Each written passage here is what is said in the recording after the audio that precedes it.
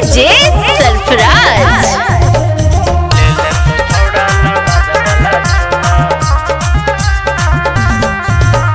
करो ही छोड़ ही गजबे के फैशन, चलो ही चलिया हिरने के जैसा।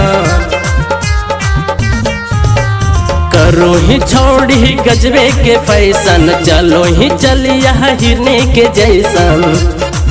आगे हम कुछ बोलियो तो मुँह ले घूमा, आ ले तो छोड़ा नवादा वाला चुमा। आ ले तो छोड़ा नवादा वाला चुमा।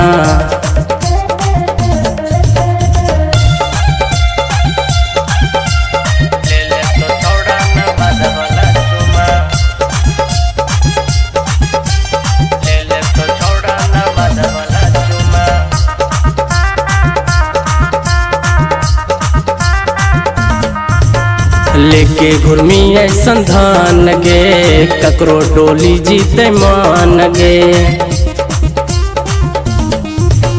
लेके घुर्मी ऐसन धान गे, ककरो डोली जीते मान गे।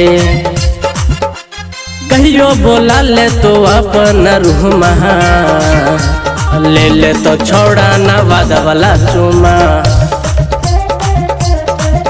आ ले तो छोड़ा नवादा वाला चुमा।